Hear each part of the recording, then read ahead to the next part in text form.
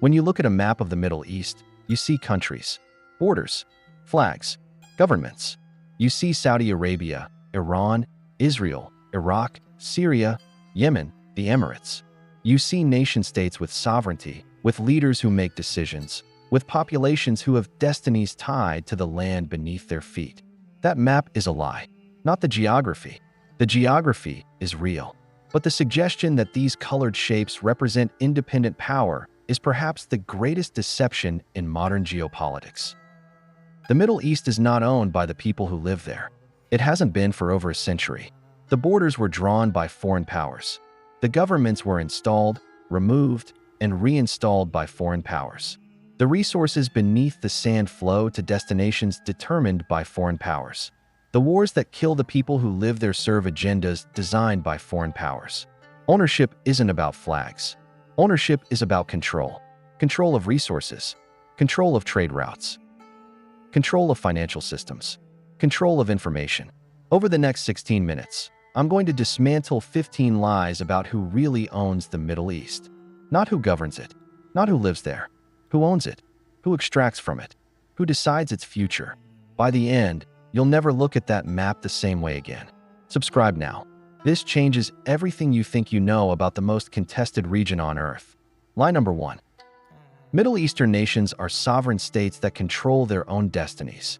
The borders of the modern Middle East were drawn in 1916 by two European diplomats, Marc Sykes of Britain and François-Georges Picot of France. They literally took a map and drew lines with a ruler, dividing Ottoman territory into spheres of influence. Iraq, Syria, Lebanon, Jordan, Palestine. None of these existed as nation-states before European cartographers invented them. The populations weren't consulted. The ethnic, tribal, and religious realities on the ground were ignored. The borders were designed to serve British and French imperial interests, not the people who would live within them. Over a century later, those same artificial borders defined the region's conflicts. Sovereignty drawn by foreign hands is not sovereignty. It's administration of someone else's design. Lie number 2. The discovery of oil transformed the Middle East into a wealthy and powerful region. Oil was discovered in commercial quantities in Persia in 1908. By 1914, the British government had acquired majority control of the Anglo-Persian Oil Company, which would become BP. The pattern was established before the first barrel was exported.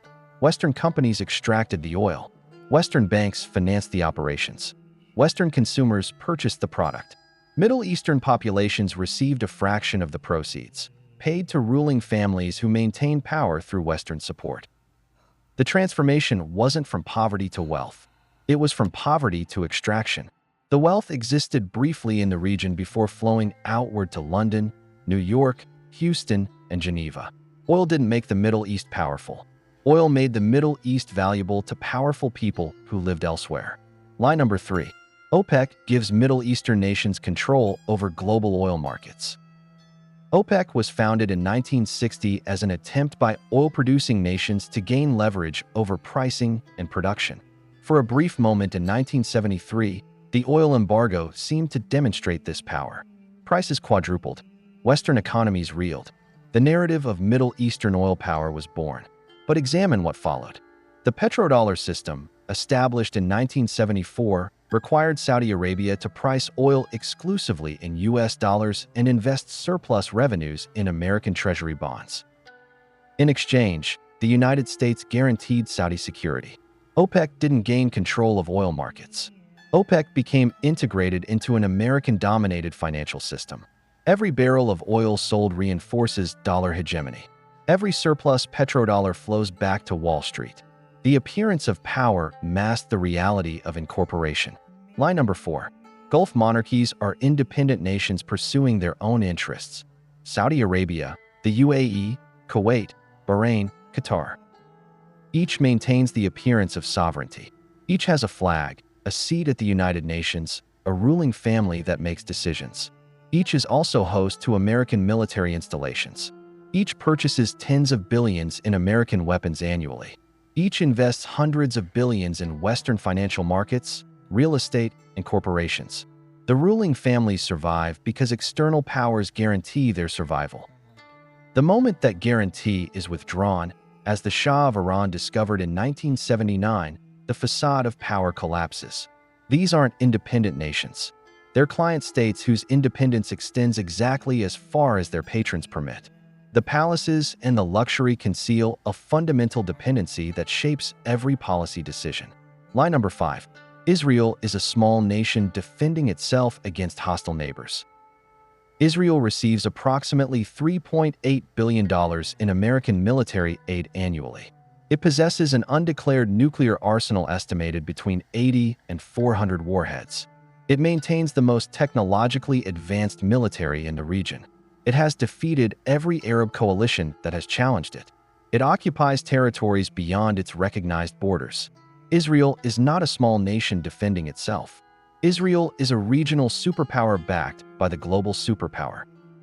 The David narrative serves diplomatic and public relations purposes. The Goliath reality shapes regional power dynamics. No honest assessment of Middle Eastern ownership can ignore that Israel, backed by unlimited American support, exercises control over territories and populations far beyond its internationally recognized boundaries. Line number 6. American military presence in the Middle East protects regional stability and peace. The United States maintains approximately 40 military installations across the Middle East. Central Command oversees operations from Qatar. The Fifth Fleet operates from Bahrain. Air bases span from Kuwait to the UAE to Saudi Arabia to Jordan to Turkey. This presence hasn't produced stability. Since 1990, the region has experienced the Gulf War, the Iraq invasion and occupation, the Syrian civil war, the Yemeni civil war, the Libyan collapse, and now the Iran confrontation.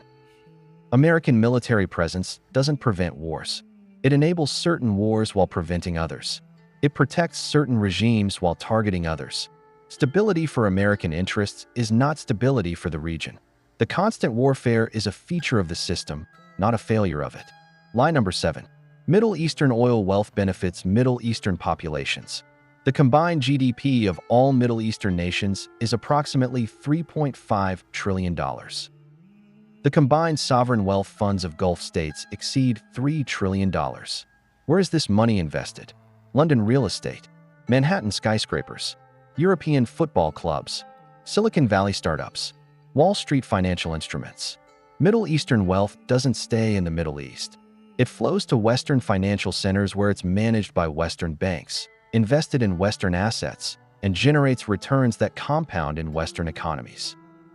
The populations of oil-producing nations receive subsidies, social services, and public employment funded by a fraction of resource revenues.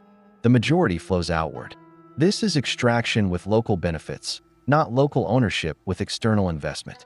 We're halfway through these lies, and the ownership structure is becoming visible. Foreign powers drew the borders. Foreign companies extract the resources. Foreign banks manage the wealth. Foreign militaries enforce the arrangement. Everything you've been told about Middle Eastern sovereignty is narrative. The reality is systematic extraction. Subscribe now if you want to see who else profits from this arrangement. Line number 8. Regional conflicts are driven by ancient religious and ethnic hatreds. Sunni versus Shia, Arab versus Persian, Muslim versus Jew. These divisions are real, but they don't explain modern conflicts. They're weaponized by external powers to maintain regional fragmentation. The British perfected this during colonial administration. Divide communities against each other. Arm both sides. Maintain control through managed chaos. Saudi Arabia and Iran aren't enemies because of theology. They're rivals because American strategy after 1979 required a regional counterweight to revolutionary Iran.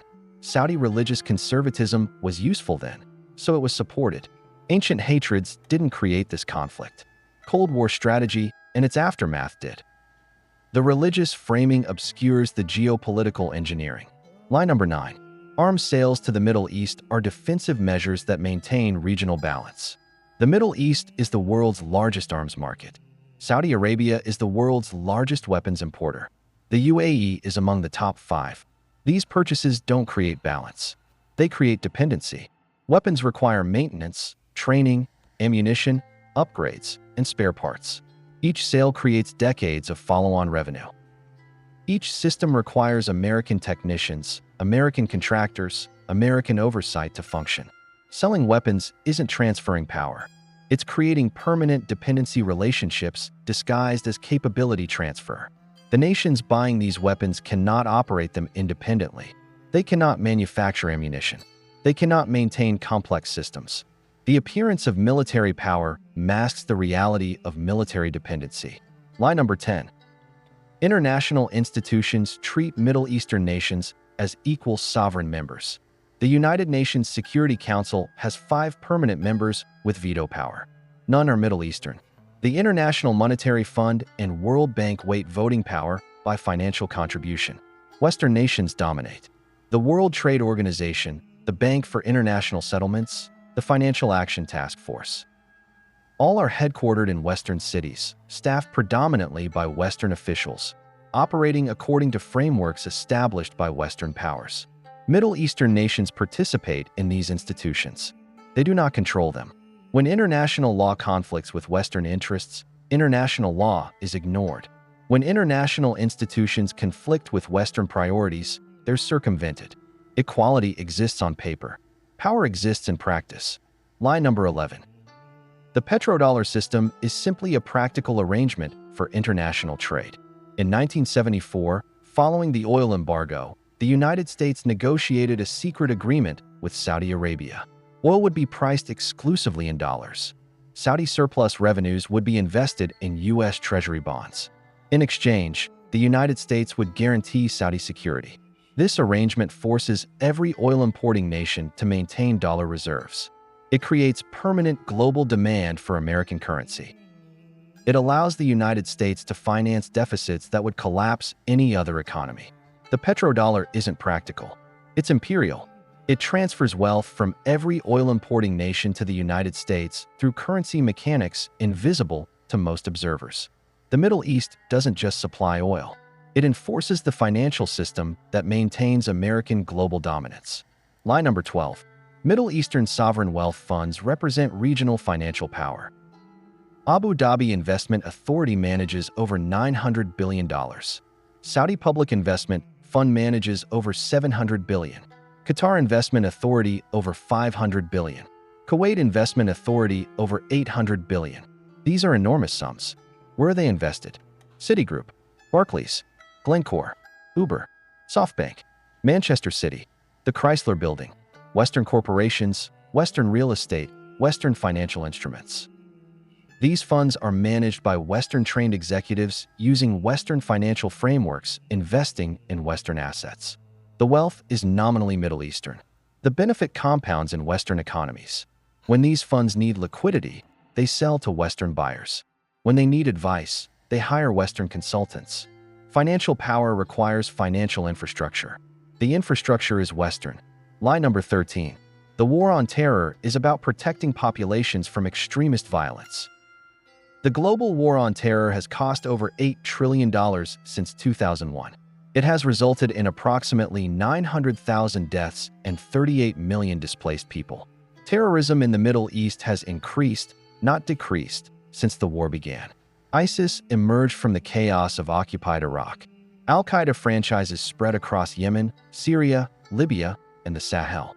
The war on terror hasn't defeated terrorism. It has created permanent justification for military presence, surveillance expansion, and intervention wherever designated terrorists are claimed to operate. Terrorism is the rationale. The agenda is positioning, access, and control. The populations suffering most from both terrorism and counterterrorism are Middle Eastern. The populations benefiting from the permanent war economy are not. Lie number 14. Sanctions on Middle Eastern nations are targeted measures that pressure governments while sparing civilians. Sanctions on Iraq during the 1990s contributed to the deaths of hundreds of thousands of children, according to UN estimates. Sanctions on Iran have collapsed the currency, created medicine shortages, and devastated the middle class. Sanctions on Syria have compounded civil war suffering. Sanctions are economic warfare. They deliberately target civilian economies to create internal pressure for regime change. When Madeleine Albright was asked whether 500,000 dead Iraqi children was worth it, she said yes, the price is worth it. Sanctions don't spare civilians. Sanctions use civilian suffering as a policy instrument. The humanitarian framing is public relations. The civilian devastation is the mechanism. Lie number 15. The future of the Middle East will be determined by Middle Eastern people. China's Belt and Road Initiative is investing hundreds of billions in Middle Eastern infrastructure. Russia has re-established military presence in Syria and expanded influence across the region.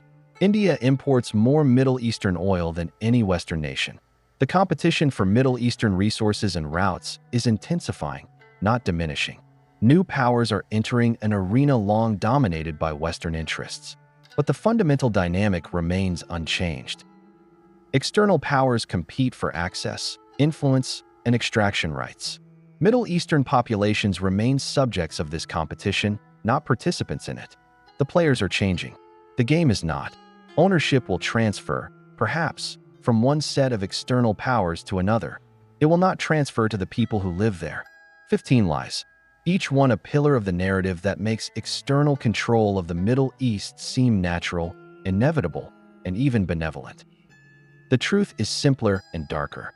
The Middle East is owned, not by its people, not by its governments, by the systems that extract its resources, control its financial flows, arm its conflicts, and determine its political possibilities. Ownership isn't a conspiracy. It's infrastructure. Pipelines that carry oil to foreign markets. Banks that manage wealth in foreign capitals. Military bases that enforce arrangements favorable to foreign powers.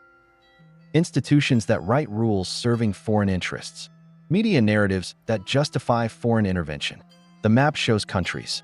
The reality shows a resource extraction zone with local administrators. This isn't unique to the Middle East.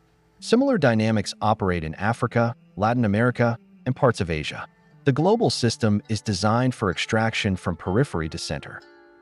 The Middle East is simply the most strategically valuable periphery, and therefore the most intensively controlled. Understanding this doesn't mean hating the West or idealizing the Middle East. Regional governments are often brutal, corrupt, and oppressive. Religious extremism is real and deadly. Internal conflicts would exist regardless of external interference.